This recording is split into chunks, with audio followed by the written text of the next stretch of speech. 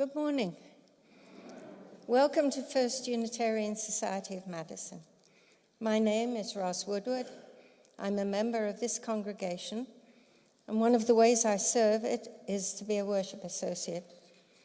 Today, I'm joined by our Assistant Sabbatical Minister, Reverend Jim Foti, and the worship team of Linda Warren, Daniel Carnes, and Stephen Gregorius. A special welcome and thanks to member Bryan, Rainey, who's somewhere, there he is, for your contribution of time and talent this morning. At First Unitarian Society, we question boldly, listen humbly, and grow spiritually, act courageously, and love unapologetically. If you're visiting us today, we're very glad to see you and that you are with us. If you'd like more information about the First Unitarian Society, please stop by the welcome table that's located just to the left of the doors there, or my left, yeah, whatever, that side. It's in the Commons. We want to share a reminder about our worship services next weekend, which is Easter weekend. Please note that there'll be no Saturday service. There'll be a special service on Good Friday at 5 p.m. And then on Sunday, we'll have an all-ages family service at 9 a.m. and a traditional service at 11.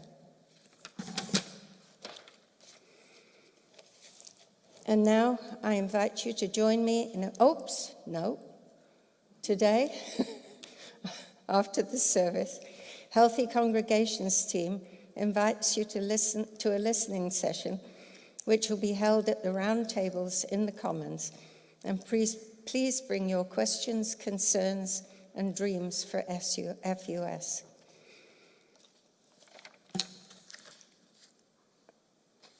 For those connecting with us virtually today, we're glad you're with us, and we hope that you'll be able to take a moment to watch the announcement slides after today's service and to learn about our upcoming programs and activities.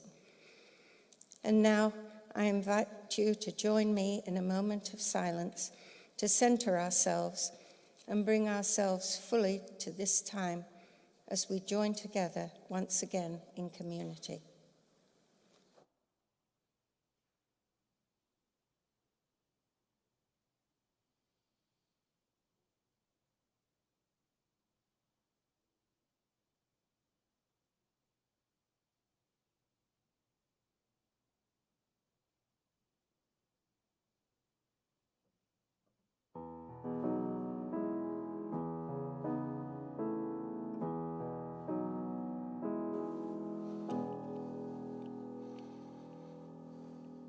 Thresholds by the Reverend E. Arlen Goff. Thresholds, we cross them every day, from room to room, from outside to inside and back again, from here to there, from anywhere to everywhere, from age to age. Each threshold offers an opportunity for change, for renewal, for transformation, from what we were and what we are to what we can be. In this hour and in this place, we cross a threshold from our day-to-day everydayness into space and time attuned to the other, to the sacred, to the holy, into an awareness of new life pregnant with possibilities. How will we be renewed in this moment? How will we be changed by this hour? How will we be transformed through this gathering of beloved community? Come, you longing, thirsty souls. Come, let us worship together. I now invite you to rise in all the ways that we do and join me in these words of aspiration for the kindling of our chalice flame. May this flame Symbol of transformation since time began, fire our curiosity, strengthen our wills, and sustain our courage as we seek what is good within and around us. We invite you to take a moment to turn and greet those around you with signs of love and peace.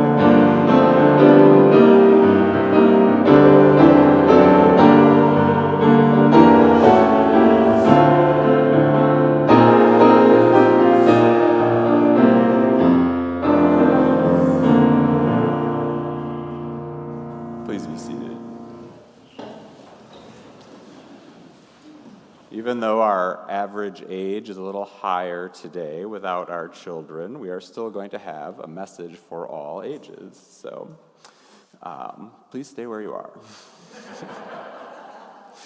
Our story today is When the Wind Stops.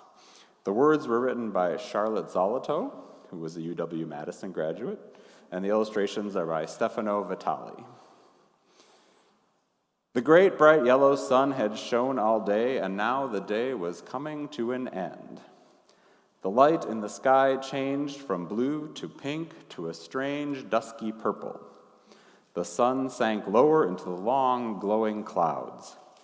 The little boy was sorry to see the day end. He and his friend had played in the garden. When they were tired of playing, they lay down in the grass and felt the sun on them, warm and soft, like a sleepy cat resting.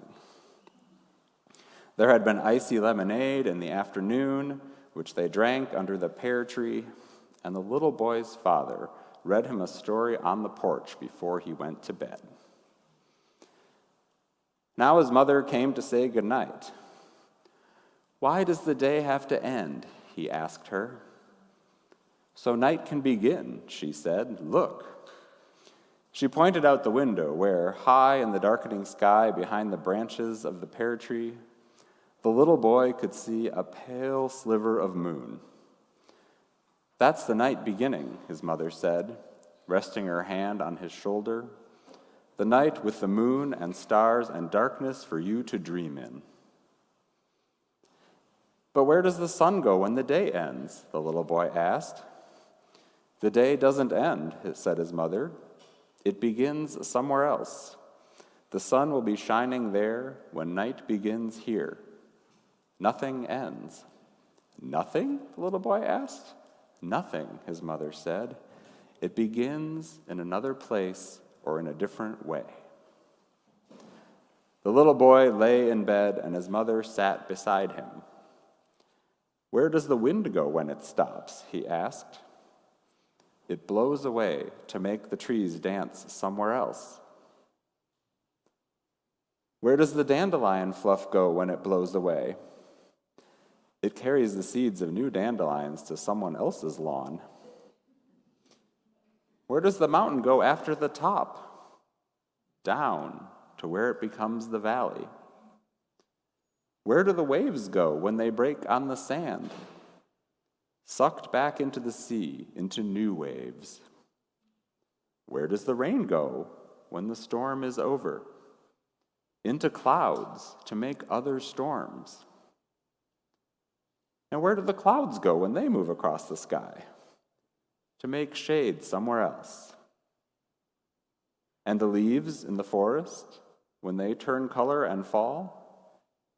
Into the ground to become part of new trees with new leaves. But when the leaves fall, that is the end of something, the little boy said. It is the end of autumn. Yes, his mother said, the end of autumn is when winter begins. And the end of winter? The little boy asked. The end of winter, when the snow melts and the birds come back, is the beginning of spring, his mother said. The little boy smiled. It really does go on and on, he said. Nothing ends. He looked out at the sky. The sun was gone completely. The lovely pink clouds had disappeared. The sky was dark and purple-black.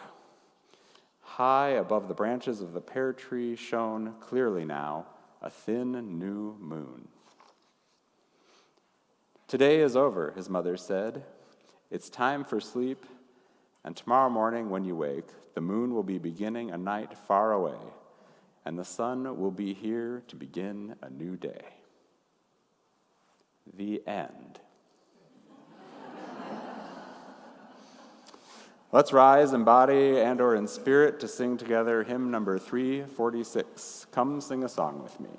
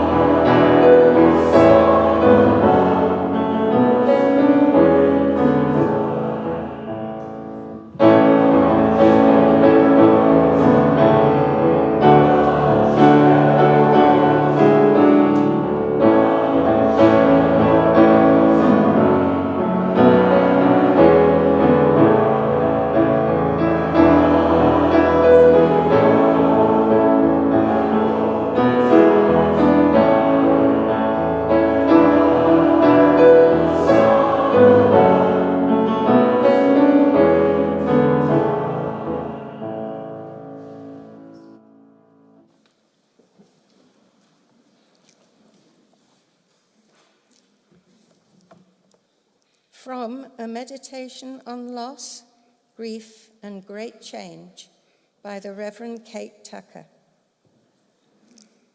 What helps when you're living with loss, grief, and great change? It helps to expect that you'll be surprised. No one exactly like you has ever experienced the loss just like yours. Your inner clock, your inner landscape, your intimate story is yours and no one else's. It helps to understand that this will take you on an unpredictable journey, and that this change is a thing that happens in your body, not just your soul. It helps to know that your feelings can be complex and multiple. Sorrow and relief, love and anger, despair and hope can live together and yo-yo in astonishing ways. It helps when you can welcome all these feelings, show hospitality, ask them all to tea. It helps to give sorrow words, to tell your heart to those who know how to listen and love you, the ones who don't mind at all when you repeat yourself. It helps to recognize that though your loved one dies, your relationship does not. It changes, it flows, it grows, it distills, it lives. It helps to remember that there are things you will never know, never figure out or reason your way to. You'll never know what it's like for your loved one to live their life from the inside. This is a holy secret and a sacred mystery. It helps to remember that beauty does not die. It helps to know that when grief comes, it comes as teacher. It shows us what we fear and what we love, what we hold true. It tells us, if we listen, 100 ways to honor our loved one. It teaches us how we wish to live our days.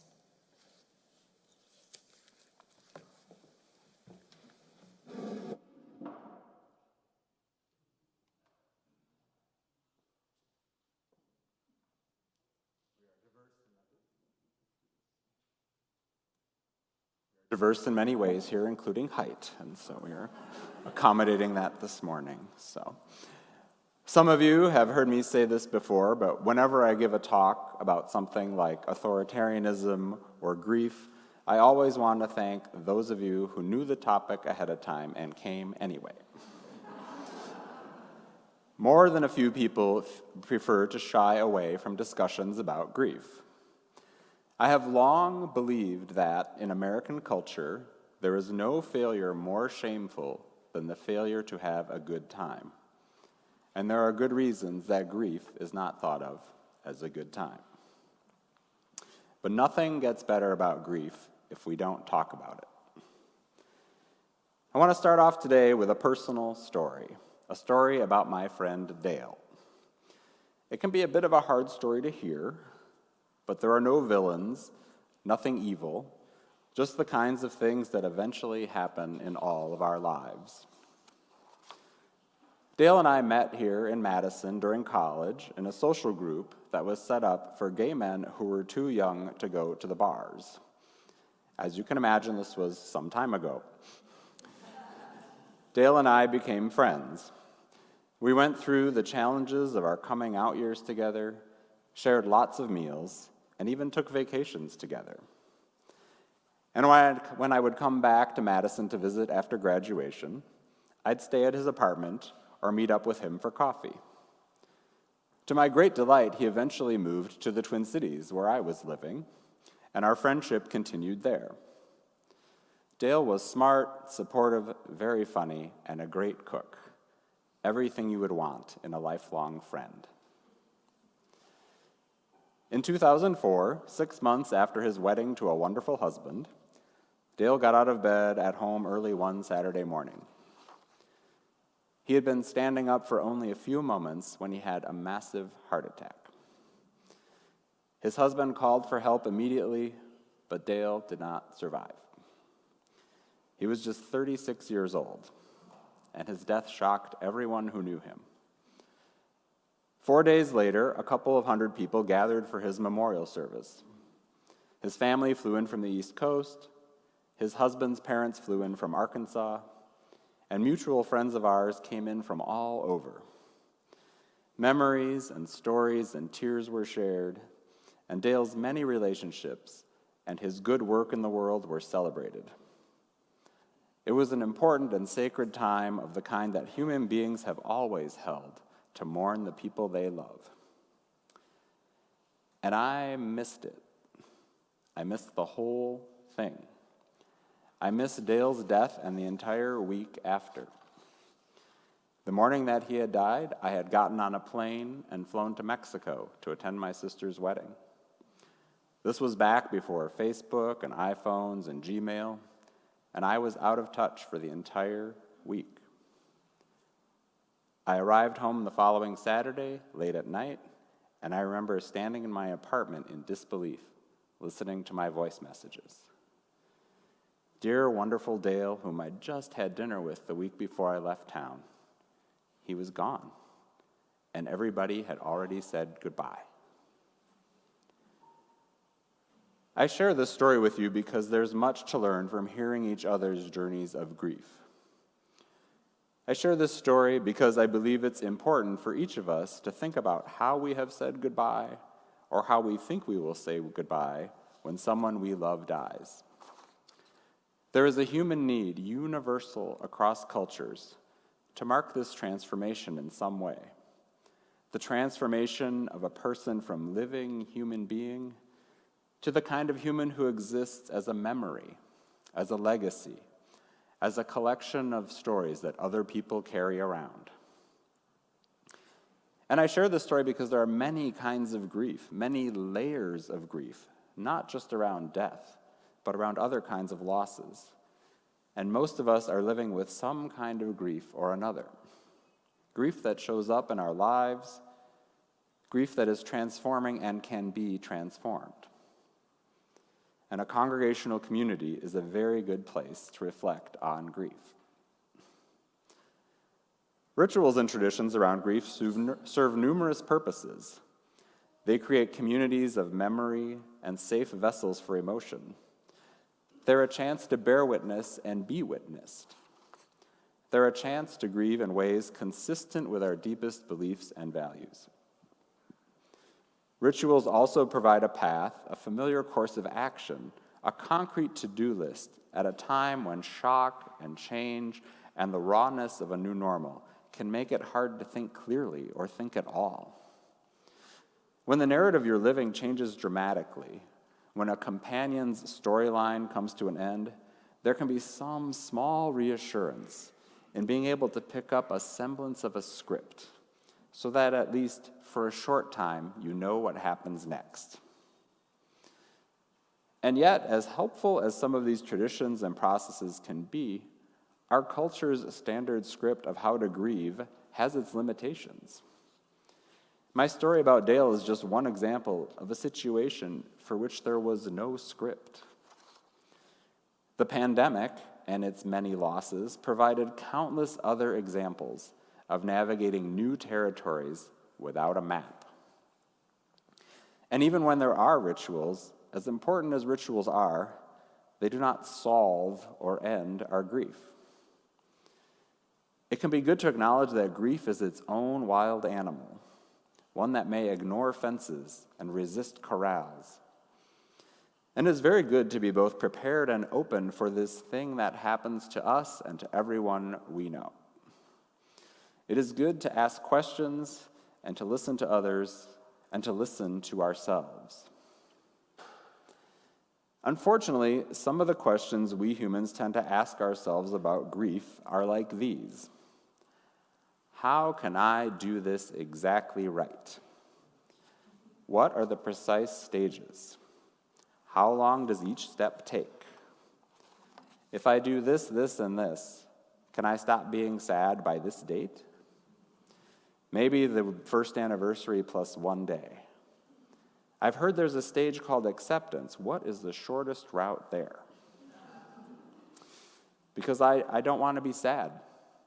I don't want this pain. I don't like living this way. I don't want to be this grieving person. Sound familiar? There is this idea in our culture that grief gets in the way of life, that it's some separate event or separate process or a detour, rather than part of life itself. If I'm still sad, I must be doing something wrong.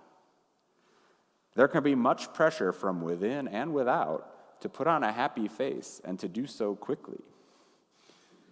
This opportunity to both feel bad and feel like a failure for feeling bad is reinforced by the world around us.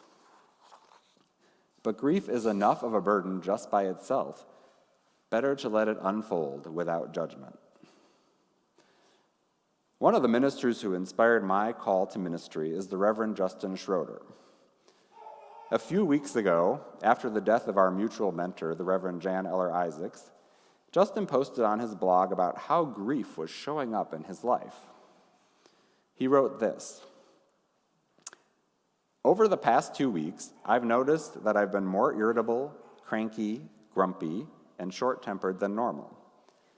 It took me a few days of feeling this way, of feeling off, before I realized that my irritability and shorter than normal fuse were my response to the grief I was feeling. My dull anger and general annoyance, impatience, and snippiness with my family was my grief coming out sideways. But it was grief nonetheless. Recognizing and naming this," he writes, recognizing and naming this reality has been helpful. This understanding is helping me slow down and be more gentle with myself, recognizing that I'm grieving, and my grief needs room to be noticed, honored, and felt." These words of Justin were so helpful to me. I have been studying grief and ministering to the grief of others for nearly a decade and a half now, but knowledge of grief does not inoculate you against grief. And I'm going to say that again because we're all smart people who know things, right? Knowledge of grief does not inoculate you against grief. Grief actually has a fair amount in common with the weather. You can't control the weather day to day, but you can be ready for it and adapt to what it brings. Just as you can't stop a storm that's headed your way, you really can't do anything about the fact that grief happens, but you can do things with your grief. And Justin's words about grief resonated deeply with my own recent experience of one variety of grief. 2 years ago, I voluntarily stepped down from a successful ministry position that I had held for 8 years. Life has its seasons, and my season with that congregation had come to a close. As I told them during my cake-filled farewell, I had grown all that I could grow in that particular container. I loved them deeply, we had a good and healthy goodbye, and I was looking forward to whatever might be coming next. But during the summer that followed, I found myself feeling a bit off and easily annoyed, and I am usually in a good mood in the summer. My life was functioning fine and moving forward, but it took me a while to realize that my grief was coming out sideways. I was missing congregants whose lives I'd been so involved in, and I was coming to accept that we were not going to be writing any new stories together. This happens to a lot of ministers. We talk about it, and it was hard. Thinking of memorial services I wouldn't get to lead, and kids' milestones I wouldn't be present for. I knew that the people I had served would still have ministers for these things, and I knew that my staying away was in the best interest of the congregation and in the best interest of the ministers who remained. But the losses for me were real, even as I knew I was doing the right thing. And that's one of the confusing things about grief. Yes, much of the time, grief is the result of horribly sad events. But sometimes the right thing happens, or the best thing, or the healthy thing, or the necessary thing, and you can still feel bad and still feel grief. A job change, a retirement, a teen moving away to college, all these normal transitions can bring grief. And naming it and knowing it as grief can help. And in this month that has marked the 4-year anniversary of the first pandemic shutdown, there is awareness of the lingering effects of the widespread, unaddressed grief of that difficult time. Not only is there grief over the 1 million-plus Americans who are no longer with us because of COVID, but there's grief over the loss of jobs and experiences and opportunities, and the loss of community and ritual to mark these losses. We all know people or are people who have faced these kinds of losses. Most or all of us know kids who will never have a memory of a normal first day of kindergarten or a normal senior year. We all know of funerals and goodbyes that didn't happen like we would have wanted. And we all know of organizations and social groups and neighborhood gathering spots that just didn't make it through. We may also be grieving the idea that this is a competent, caring, progress-oriented country, after watching so many other nations do a better job of managing COVID than we did. I suspect sociologists and psychologists will be studying the collective impact of our pandemic grief for a long time to come.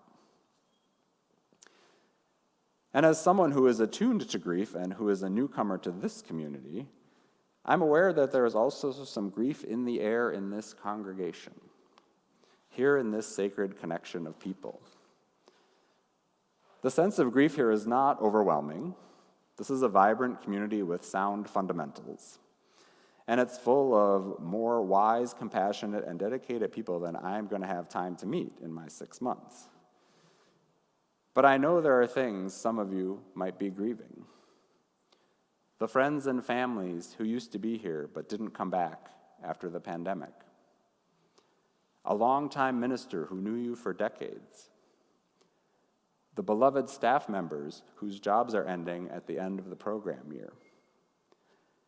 You might even be grieving a bit of congregational identity as you recalibrate your budget to the current reality and accept that this place is not invulnerable or invincible in the face of winds of change. This flagship has solid lay and professional leadership and will steam ahead long into the future. But grief over the recent past is natural, and it might emerge directly or sideways in this season of your congregation's life. It can be helpful to be mindful of these possibilities and impacts.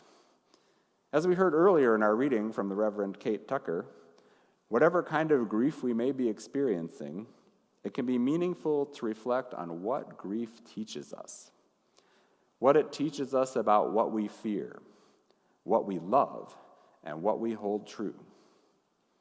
And it can be worthwhile to find rituals, practices, and outlooks that can witness that grief and begin to create a path to what's next. I want to conclude my reflection today by sharing one more chapter of the story about my friend Dale. The story reminds me that I didn't always follow the advice about dealing directly with one's grief. After Dale died, I didn't really do much around the loss. No rituals or support groups or memory making. I wasn't engaged in any form of religious community back then, so there was no minister to consult. I minimized and even trivialized my own loss, figuring I wasn't Dale's spouse or his parent or his sibling. I was just a friend. I wasn't sure how sad I should allow myself to be. But deep down, I knew that ignoring my grief was not ideal. I remembered a sermon that I'd heard in my early 20s by the Reverend Dr. Drew Kennedy at First Unitarian in Milwaukee. I don't recall his exact words, but the message I took away was this: if you try to go around your grief, be careful. It may come from behind. And indeed, years later, when I was preparing to become a minister, my grief, like a wandering animal or an unexpected rain shower, kept showing up. It was the Reverend Jan Eller Isaacs, my amazing mentor who died last month, who noticed and remarked on my grief. "You should do something with that," she said, "and you should take someone with you." And so that spring, after a winter in which 2 more sudden deaths rattled my life and my inner landscape, I made a pilgrimage back here to Madison. I met up with my other best friend from college. She is smart, supportive, very funny, and a great cook. Everything you might want in a lifelong friend. She was living overseas and was back here in Madison for a reunion, and she completely understood when I asked for an hour of her time. She and I went down to the Memorial Union Terrace, which was nearly deserted on that April day. We stood at the end of a pier on the lake under a scrim of high clouds, with leaves starting to bud on the trees along the shore. She read a poem that she had brought with her, and I read a poem about how loved ones we have lost remain active and cherished influences in our lives, how the relationship changes but doesn't really end. We sprinkled little drops of water into the lake to symbolize the places Dale had lived: New England, Madison, Minnesota. And we shared thoughts of gratitude for Dale's work for the greater good and for his presence in the lives of those he loved. This ritual was nothing fancy, but this brief and sacred time made a difference. The grief I carried for 8 years did not vanish, but it was transformed into something lighter for having been lifted up, honored, and lovingly witnessed at last.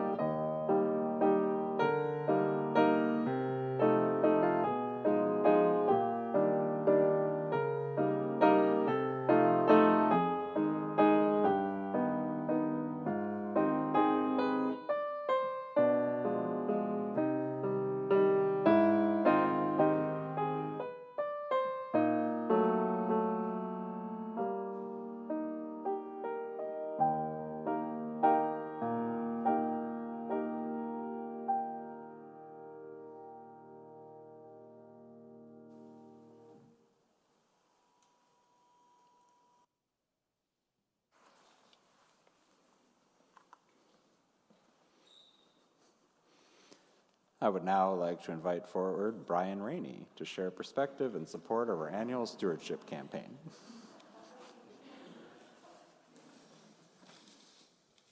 Hello, I'm Bryan. I'm a member of this congregation. I took the new UU class in 2019. one thing that we were asked was to stand by the UU principle that best described why we were there.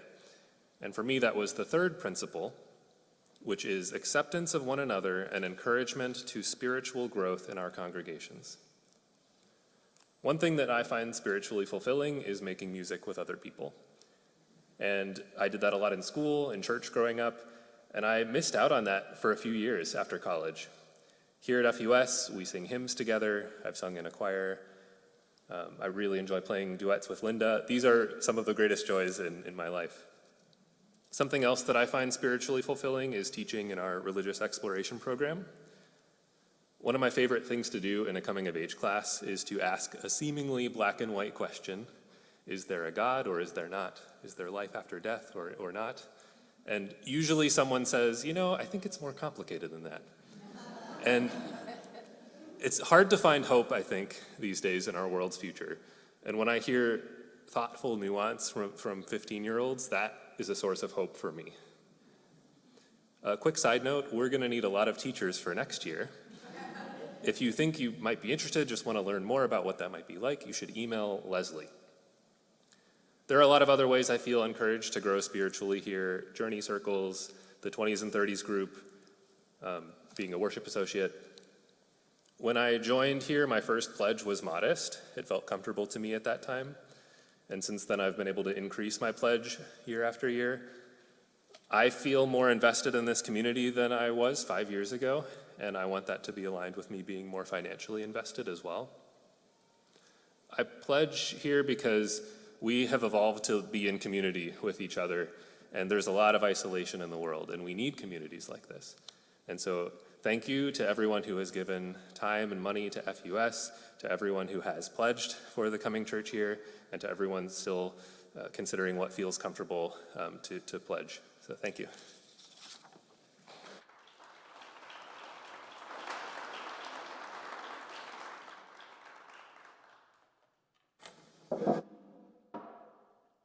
Again. I invite you into this time of giving and receiving, where we give freely and generously to this offering which sustains and strengthens our community here, and also our outreach offering recipient, who this week is the Odyssey Project. It's an award-winning UW-Madison project that takes a whole family approach to breaking the cycle of generational poverty through access to education. It has empowered more than 500 low-income adults to find their voices and get a jump start at earning college degrees they never thought possible. Using a 6-credit English literature course, UW-Madison faculty members introduce adults to great works of literature, philosophy, history, and art, and help them improve skills in writing and critical thinking. Some graduates of the program have journeyed from homelessness to UW degrees, or from incarceration to meaningful work in the community. There are multiple ways to share your gifts this morning. Baskets now being passed in the auditorium for cash or checks, or as you'll see on the screen, that you can donate directly from our website, fusmadison.org. You'll find our text to give information up there as well. We thank you for your generosity and your faith in this life we create together.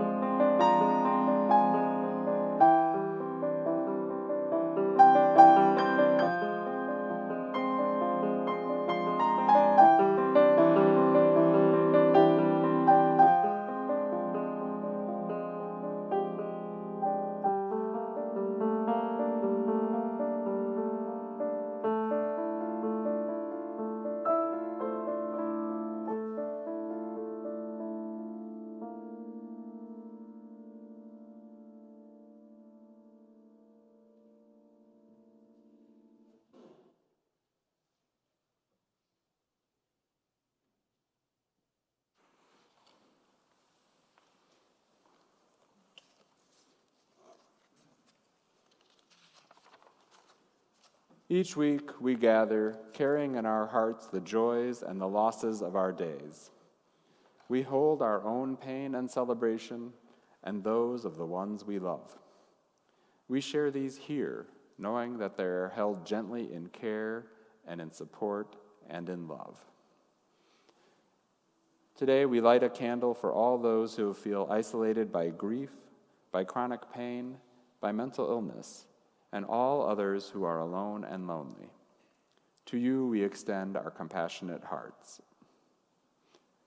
We light a candle of ongoing lament for the violence which plagues our world. Fervently we yearn for peace here at home and around the globe. And we light a candle for all those joys and sorrows, hopes and dreams that remain unspoken in the silent sanctuary of our hearts. I invite you now to turn with me both inward and outward as we enter together into an attitude of meditation and prayer with these familiar words of blessing from the poet Wendell Berry. When despair for the world grows in me, and I wake in the night at the least sound, in fear of what my life and my children's lives may be, I go and lie down where the wood drake rests in his beauty on the water, and the great heron feeds. I come into the peace of wild things, who do not tax their lives with forethought of grief. I come into the presence of still water, and I feel above me the day-blind stars waiting with their light. For a time, I rest in the grace of the world and am free.